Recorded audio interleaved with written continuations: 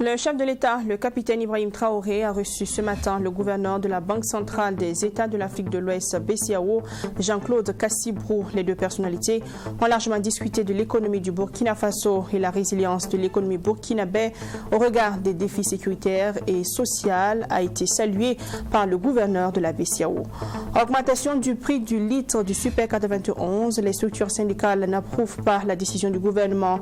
Cette augmentation, qui est la troisième en moins d'une année, est de trop selon les syndicats. Face à la situation, ils invitent le gouvernement et les privés à la révalorisation des salaires des travailleurs.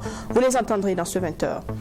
Et puis le dispositif de taxation à la frontière de 5 ans s'est dénoncé par le mouvement des commerçants et des auditeurs contre la vie chère de Ouagadougou. Le mouvement accuse l'ONASER de faire payer aux transporteurs des taxes abusives, une pratique qui alimente la corruption et contribue à renchérir le coût de la vie selon ce mouvement qui était en conférence de presse aujourd'hui. Bonsoir et bienvenue dans ce 20h. Ce 13 février, dans la matinée, le chef de l'État, le capitaine Ibrahim Traoré, a accordé une audience au gouverneur de la Banque centrale des États de l'Afrique de l'Ouest, BCAO, Jean-Claude Cassibrou. La vie de l'institution bancaire et l'économie du Burkina Faso étaient au cœur des échanges entre le capitaine Traoré et son hôte Jean-Claude Cassibrou, a salué séance tenante la résilience de l'économie burkinabé au regard des défis sécuritaires et sociaux. Au sortir de sa rencontre avec le chef de l'État, le gouverneur de la BCAO, Banque centrale des États de l'Afrique de l'Ouest, a salué la résilience de l'économie burkinabé au regard des défis sécuritaires et sociaux avec un nombre important de déplacés internes. Jean-Claude Cassibrou a aussi noté que l'inflation reste un défi pour l'économie burkinabé, comme c'est le cas dans tous les autres pays de l'espace UEMOA. Au vu des défis qu'on a évoqués, notamment en matière sécuritaire, en matière sociale, le nombre de déplacés et ainsi de suite, l'économie reste résiliente. La croissance économique en 2022 est ressortie positive et devrait continuer à s'améliorer en 2023. Avec notamment l'amélioration de la campagne agricole.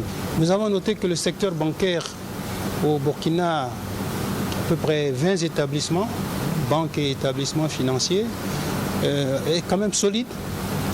Les résultats sont bons. Les banques financent l'économie. L'année dernière, le taux de croissance des crédits à l'économie a atteint près de 20% pour 2023.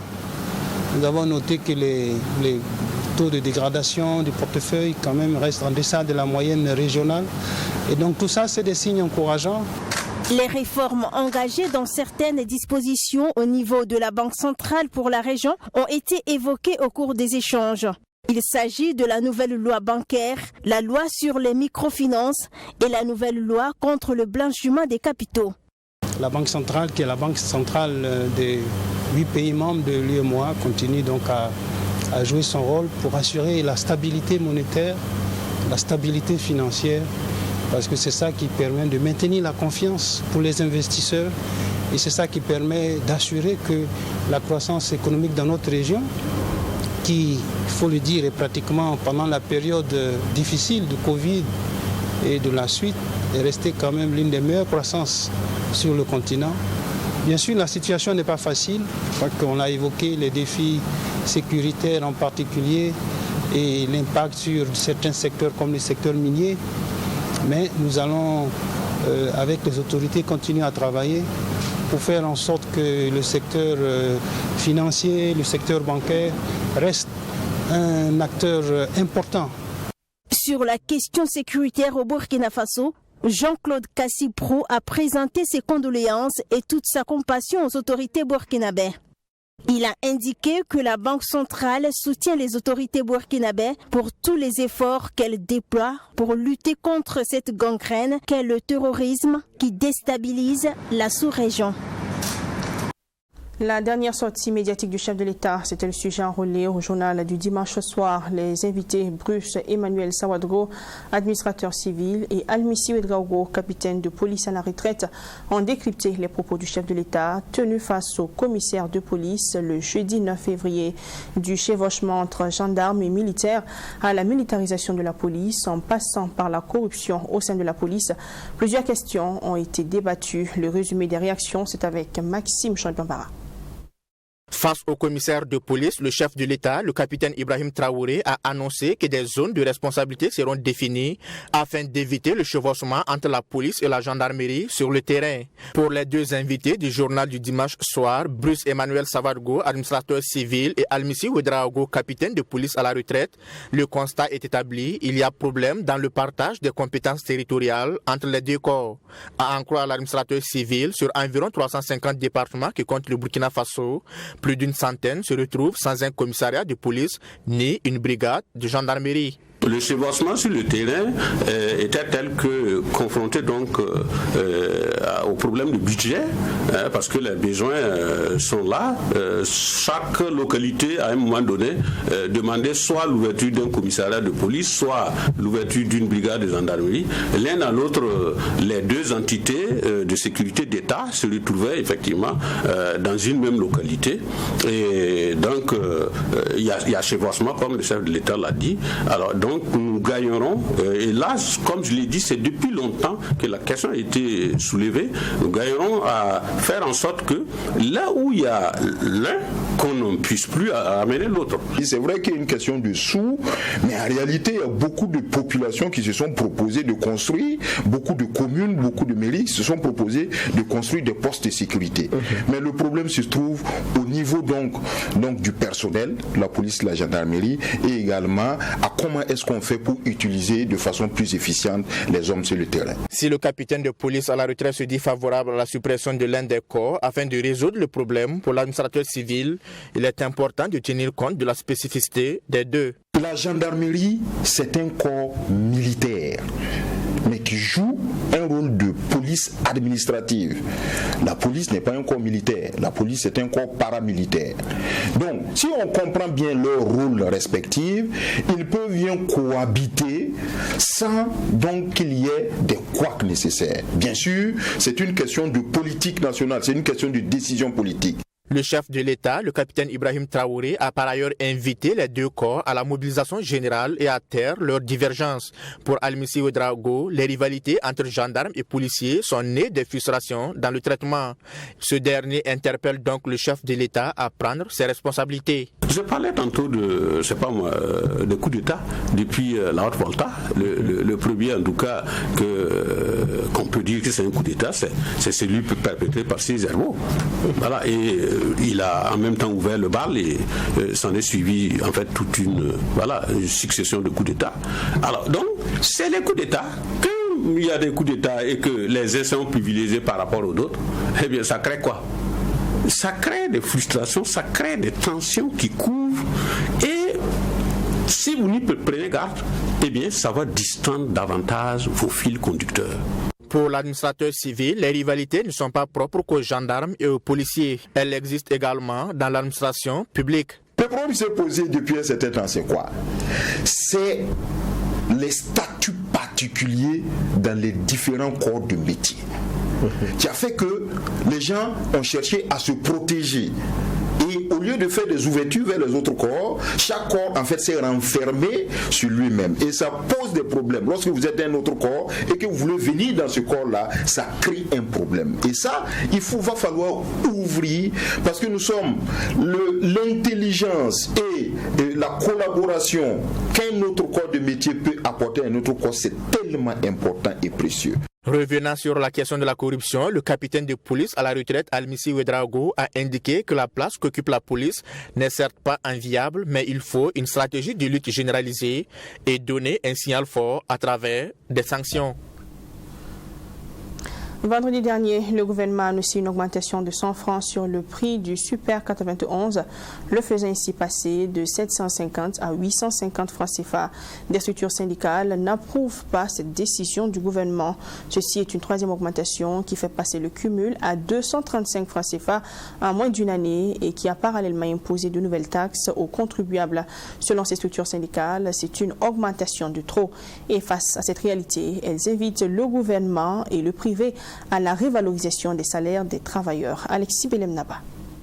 235 francs, c'est le cumul des augmentations sur le coût du litre du Super 91 en moins d'une année.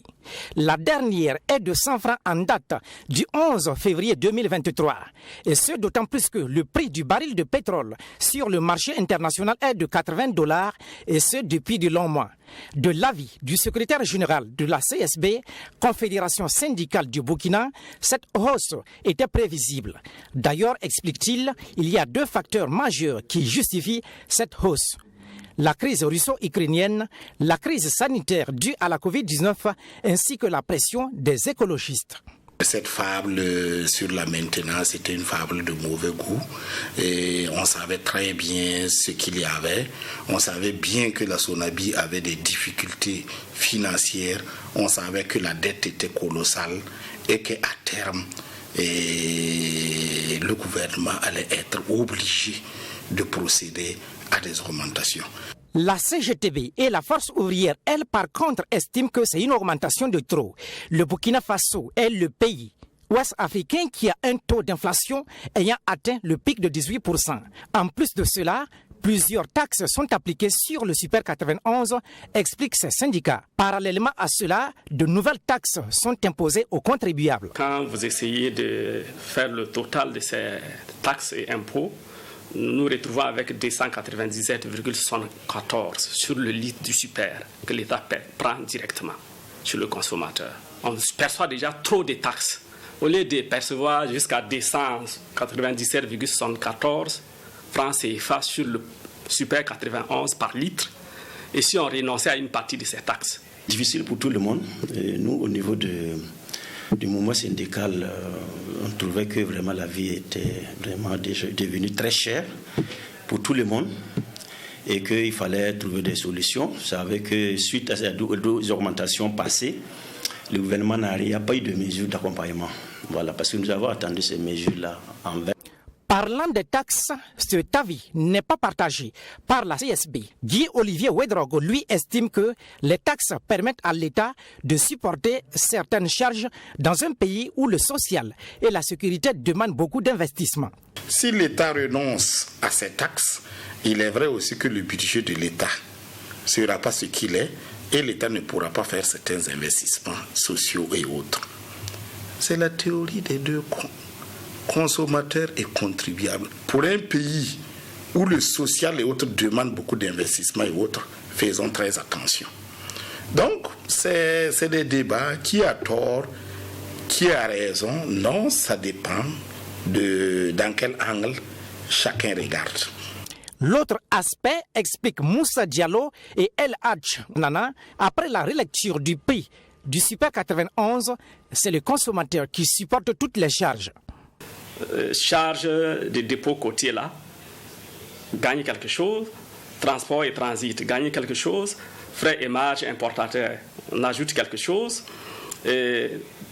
droits et taxes de douane, surtout la TVA, gagne quelque chose parce qu'on a ajouté 100 francs, puisque c'est 18%. C'est le travailleur à la pompe qui n'a pas vu son salaire augmenter, mais c'est aussi le consommateur qui va payer plus cher.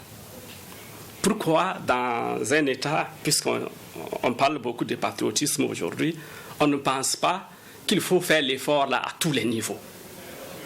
Pourquoi c'est sur le consommateur final seulement qu'on s'acharne? Pourquoi on ne demanderait pas à tous ceux qui ont des marges bénéficiaires de les diminuer? Pourquoi l'État lui-même ne ferait pas l'effort de diminuer les taxes et impôts qu'il perçoit sur les produits pétroliers? Parce que le plus souvent, le problème même, c'est pas les augmentations le plus souvent. C'est-à-dire que ce sont les effets pervers qui vont suivre là, qui causent le problème. Vu que le gouvernement, jusqu'à présent, n'a pas été capable de pouvoir réguler ces augmentations, pour qu'on ne puisse pas, en tout cas de façon arbitraire, répercuter ça sur les prix des produits de grande consommation.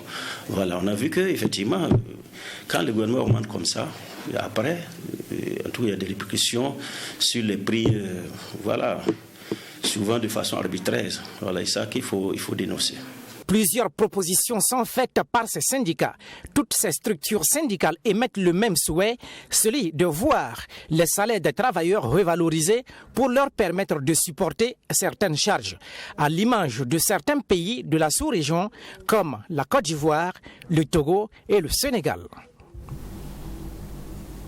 Le mouvement des commerçants et des auditeurs contre la vie chère de Ouagadougou était face à la presse ce lundi 13 février 2023. Ce mouvement dénonce le dispositif de taxation à la frontière de Saint-Cancé, notamment les pratiques de l'Office national de sécurité routière ONASER. Le mouvement accuse l'ONASER de faire payer aux transporteurs des taxes abusives. Ces pratiques, selon les conférenciers du jour, ont pour effet d'alimenter la corruption et contribuent à renchérir le coût de la vie. Ils plaident par conséquent pour de nouvelles réformes visant à orienter les montants de pénalités pour alimenter un fonds d'entretien routier. Mamitrena Kamabo. Le mouvement des commerçants et des auditeurs contre la vie chère de Ouagadougou tire la sonnette d'alarme sur le dispositif de taxation mis en place par l'Office national de sécurité routière à la frontière de Saint-Cancé. Selon ce mouvement, les pratiques de l'ONASER fixant la charge totale acceptable à 55 tonnes pour les véhicules transportant de la marchandise est en déphasage avec celle du Togo qui est de 64 tonnes. Selon ce mouvement, les surpoids constatés par l'Office sont taxés. Des taxes que ce dernier qualifie abusives. Les sommes payées sont élevées, voire énormes. Vous convenez avec nous que 500 000 francs n'est pas une petite somme. Si ces pénalités payées rentraient dans les caisses du trésor public pour soutenir l'effort de guerre, nous serons les plus heureux. Cependant, ces sommes sont soutirées par le compte du personnel de l'ONASER qui le partage à la fin de leur mission à Saint-Cancé. Ces pratiques, selon les conférenciers du jour, ont pour effet d'alimenter la corruption et contribuent à renchérir le coût de la vie. Ce mouvement invite les autorités à se pencher sur la question de l'harmonisation du règlement 14 de l'UEMOA qui vise à lutter contre la corruption. Cela facilitera le commerce et le transport afin de baisser les coûts de produits de consommation au Burkina Faso. Nous, on ne peut pas comprendre qu'au Togo, on autorise les 64 tonnes et chez nous ici, à moins de 300 km, il y a 9 tonnes qu'on multiplie par 60 000 pour donner 500 000 qui restent dans les poches de X ou Y. C'est pour stopper ça, c'est pas autre chose. Si on dit l'UEMOA, c'est l'Afrique de l'Ouest en quelque sorte. 64 tonnes à Lomé, au Burkina ici, 55 ou 54 tonnes. Pourquoi c'est là? Le Burkina Faso ne fait pas partie de l'UEMOA ou bien c'est quoi? C'est ce qu'on veut interpeller à la transition, de taper sur ça aussi. S'il peut taper ailleurs, il peut taper sur la voie également. Ce mouvement plaide pour de nouvelles réformes visant à orienter le montant des pénalités pour alimenter un fonds d'entretien routier. Sur les 15 longs métrages sélectionnés par le jury du FESPACO pour le prestigieux prix de l'Étalon d'or de Yenenga, le Burkina Faso, qui n'a plus remporté ce prix depuis 1997, est en lice avec le film Sira de la réalisatrice Apolline Traoré. C'est un film qui parle de terrorisme, notamment de la résilience des femmes. Nous sommes allés donc à la rencontre de la réalisatrice pour vous. Dans l'élément qui va suivre, vous entendrez Apolline Traoré sur les conditions de tournage du film Sira et aussi sur ses chances au FESPACO. C'est un élément signé Serge Kabouré. À cette 28e édition du Festival panafricain du cinéma et de la télévision de Ouagadougou FESPACO, 170 œuvres réparties dans 11 catégories sont en course pour se disputer les honneurs. Dans la catégorie long métrage, pour le prix le plus convoité qui n'est autre que celui de l'Étalon d'or de Yenenga, 15 longs métrages ont été sélectionnés. Et pour ce prestigieux prix, le Burkina Faso est représenté par la réalisatrice Apolline Traoré avec son long métrage intitulé Sira. C'est un film qui parle de terrorisme, notamment de la résilience vue par la gente féminine. Vous savez, évidemment, quand on parle tout de suite de terrorisme, évidemment, on voit les œuvres, on voit les œuvres de l'armée, on voit les œuvres des hommes, mais on parle peu des femmes. Et quand on parle des femmes, souvent, on parle vraiment de leur déférence, on parle de leur des déplacés. Mais qu'est-ce que ces femmes-là font justement pour survivre et non seulement pour se battre aussi, voilà. Et donc c'est cet angle-là que j'ai pris et j'ai voulu parler d'une femme dans toute sa puissance et dans tout son combat dans un environnement de terrorisme et comment elle se défend et comment elle va se défendre pour survivre et surtout aller à contrecarrer tout ce qui est prévu de maléfique par ces terroristes. En gestation depuis plusieurs années, Apolline Traoré dit avoir tout donné dès le départ pour la réalisation de ce film dans la région du Sahel, à Dori. Je suis allée en repérage, j'ai trouvé les endroits où je devais le faire, dans les alentours de Dori. On voulait aller à Essakan, mais ce n'était pas possible. Mais finalement, avec l'aide de l'armée, j'ai pu m'approcher de Dori et on a pu faire des repérages. Mais malheureusement, juste après les repérages et notre programme, on a eu vraiment l'événement malheureux de Solan. Et donc, évidemment, les autorités ne m'ont plus permis de partir dans la zone parce qu'aller dans la zone, passer 3 mois là-bas avec toute une équipe, cela signifiait que tout un dispositif de l'armée devrait être présent avec nous. Et évidemment, il n'y avait pas assez d'hommes et vraiment l'armée avait d'autres chats à fouetter que de venir sécuriser un plateau de tournage. Il sera finalement réalisé en terre mauritanienne, une réalisation qui ne s'est donc pas faite sans difficulté. Délocaliser le film, il fallait que je le fasse dans un pays sahélien et les pays les plus proches, Mali, Niger, sont dans le même cas que nous, donc je ne pouvais pas aller là-bas et donc l'option la plus proche c'était la Mauritanie, en sachant que j'avais déjà mon budget local, parce que j'avais déjà un budget établi sur lequel je devais travailler au niveau du Burkina, mais le fait qu'on se délocalise dans un autre pays étranger que je ne connais pas, qu'on ne connaît pas, évidemment il y a un gap de budget qui s'installe. On a eu énormément de difficultés pour le boucher. Et puis en plus de ça, quand on est arrivé, on avait des températures qui montaient à 50 degrés. À en croire la réalisatrice, le Burkina Faso a toutes ses chances pour l'étalon d'or de Yenenga à cette 28e édition du FESPACO. On a vraiment donné notre tripes et notre âme pour ce film-là. On s'est battu comme on ne s'est jamais battu. Je me suis battu comme je ne me suis jamais battu dans toute ma carrière. C'est le film le plus difficile que j'ai eu à faire dans ma carrière. Alors, je pense qu'on est à la hauteur. Je suis à la hauteur des autres films. Je pense qu'on a toutes nos chances. On ne peut que croiser les doigts et on verra ce qui va se passer. La tenue effective de cette 28e édition du FESPACO constitue, selon la réalisatrice burkinabé, une grande résilience du pays des hommes intègres face au terrorisme. Pour sa 4e participation dans la catégorie long métrage au FESPACO, elle se dit optimiste et appelle les burkinabés à investir les salles de projection. Football, l'AS Douanes est toujours en tête du classement à l'issue de la 20e journée du championnat national de Ligue 1. Poursuivi par Salitas avec un écart de 3 points, les douaniers ne font pas de cadeau à leurs adversaires face à l'USFA. L'AS Douanes ne tremble pas malgré le match difficile. Les Gabelous s'imposent par le score de 2-1, une victoire qui leur permet de consolider leur place à la tête du classement. Assemi Thiamtoré. L'AS Douanes se devait de gagner cette rencontre pour maintenir l'écart avec son challenger Salitas. Face à l'USFA, la bataille était très serrée. Dès les premiers moments, c'est l'USFA qui prend le contrôle avec des incursions dans le camp des douaniers à l'image de cette frappe. La réaction de l'AS Douanes intervient suite à cette tentative de Clémapi Troapa qui passe à côté. Dans la foulée, l'USFA arrive à trouver une faille grâce à Alassane Sawadgo qui ouvre la marque. Dévancé au score, l'AS Douanes ne se fait pas prier pour revenir à la marque. Sur ce coup franc, Clémapi Troapa laisse pantois Ben Idriss Traoré, le portier de l'USFA. Les Gabelous vont même prendre l'avantage avant la pause. Suite à cette attaque bien menée, Claver Kendelbego enroule le ballon et trompe Ben Idriss Traoré. L'AS Douane mène 2-1 à la pause. De retour des vestiaires, Claver manque de peu d'inscrire son doublé à la suite d'une contre-attaque. L'USFA tente à tout prix d'arracher le match nul, mais il bute sur le portier Mohamed Zegué à l'image de ce coup franc de Molo Fabel. Score final 2-1 pour l'AS Douane qui peut se satisfaire d'avoir maintenu une distance avec son poursuivant. L'USFA tombe pour cette rencontre après avoir livré un match de belle facture, mais le coach en voulait plus. On part avec 0 point, donc je ne sais pas, ces honneurs-là, ça va nous servir à quoi?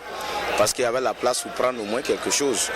Avec le premier but qu'on prend, c'est un manque d'expérience parce que là, le mur, je le vois très long, mais les joueurs ne font rien pour le raccourcir.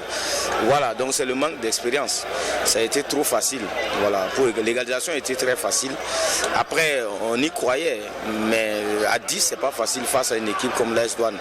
Mahamadi Bagui reste tout de même confiant pour la suite du championnat au vu de la prestation de ses joueurs. Le contenu était bien, on a marqué même, parce que moi on ne marque même pas. Voilà, ça c'est les choses qu'il faut prendre positivement. Et c'est dit que malgré tout on a joué à 10, ce n'était pas facile. Voilà, mais il faut revenir pour être plus conquérant que ça. Parce que malgré tout l'investissement, on était très conquérant. Je pense qu'on pouvait marquer. Sur les dernières situations, voilà, le petit Ismaël qui prend le ballon, qui rentre dans la surface, franchement ça doit donner au moins une frappe. L'AS Douane repart avec une victoire certes, mais pas satisfait sur quelques faits, si bien que le coach rentre dans les vestiaires sans accorder une interview. Hors de chez nous au Mali, l'association DS Solidaire a organisé du 11 au 12 février 2023 une mini-exposition dénommée Le Miroir des DS d'Afrique pour la promotion des produits made in Burkina Faso et in Africa sur la berge du fleuve du Niger. Originaires du Burkina Faso, du Bénin, du Mali et du Niger, des exposantes ont présenté des pagnes Faso d'Anfani, des parures de mariage et d'autres produits fabriqués en Afrique. Deuxième du genre, l'initiative est saluée par les premiers responsables de l'ambassade du Faso au Mali qui estime que ce genre d'initiative favorise l'autonomisation des femmes. L'association DS Solidaire est présente dans plusieurs pays africains. Reportage de notre correspondant au Mali, Bouema Solo.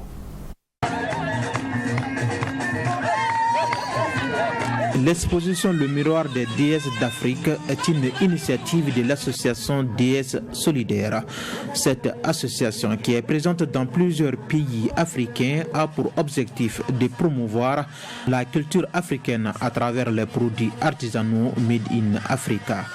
Sa présidente est la burkinabé Sarata Dera qui explique l'ambition de son association.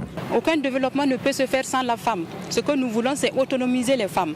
Nous sommes battantes, nous sommes décidés à donner le meilleur de nous pour aider aussi à développer l'économie de nos différents pays. Et vous avez remarqué, il y a plusieurs nationalités qui sont représentées dans l'association. Donc c'est l'Afrique qui gagne. Cette deuxième édition a regroupé des exposantes venues de divers horizons avec des produits locaux made in Africa. Comme c'est le cas de ces deux exposantes, Boudéouzia Nobim Armand et Mama Keita, respectivement béninoise et malienne. Elle salue l'initiative. C'est à applaudir, parce que ce n'est pas donné à n'importe quelle dame de pouvoir se donner à tout ça. Parce que ce n'est pas facile de réunir toute une grande quantité de femmes à un lieu. Enfin, c'est pas facile. C'est une très bonne initiative. Ça permet aux femmes de montrer leur envie, leur volonté à travailler et puis être promotrices et entrepreneuses aussi.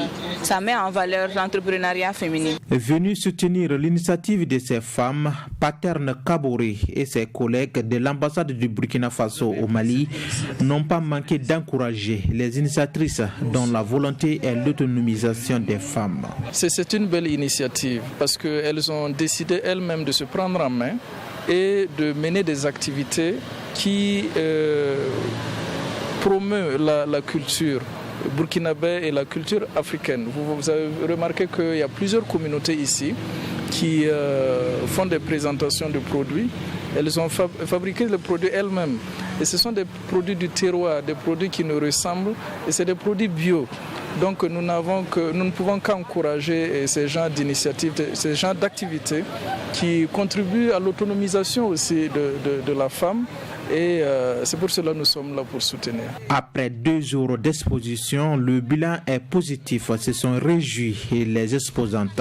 Toutefois, elles demandent de l'accompagnement. Une demande qui n'a pas laissé indifférent Paterne Kabouré de l'ambassade du Burkina Faso. Et pour terminer, le bilan du séisme qui a frappé la Turquie et la Syrie s'alourdit. Il est passé à 33 000 morts ce dimanche et pourrait doubler selon le chef de l'agence humanitaire des Nations Unies. Une semaine après les tremblements de terre, des chances de retrouver des survivants s'amenuisent. Dans les villes comme Diyarbakir et Hatay, il est de plus en plus rare de trouver des survivants. Dans la nuit glaciale de la ville turque de Kahramanmaraş, une équipe de télévision aide les secouristes en cherchant des signes de vie dans les décombres à l'aide d'une caméra thermique. Une semaine après le puissant séisme qui a frappé la Turquie et la Syrie, les chances de retrouver des survivants s'amenuisent. Le bilan, lui, ne cesse de s'alourdir. Il est monté à plus de 33 000 morts ce dimanche et pourrait doubler, selon le chef de l'agence humanitaire des Nations Unies. De Diyarbakir à Hatay, il est désormais de plus en plus rare de trouver des survivants en Turquie.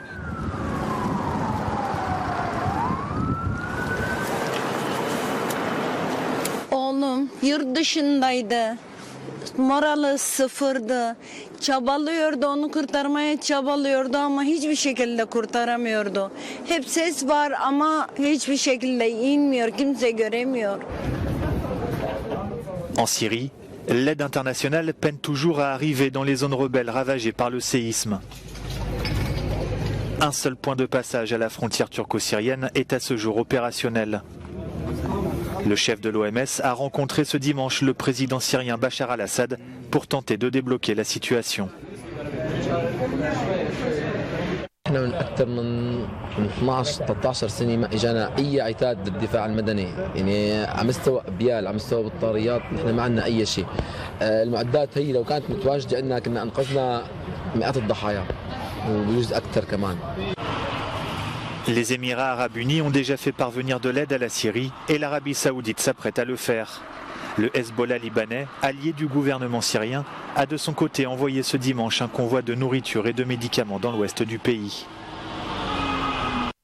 Fin de ce 20h, merci de l'avoir honoré. Restez encore avec nous. Les programmes continuent sur Truy TV. Mais en attendant, je vous souhaite une très belle semaine en compagnie des programmes de la télé interactive. Bonsoir.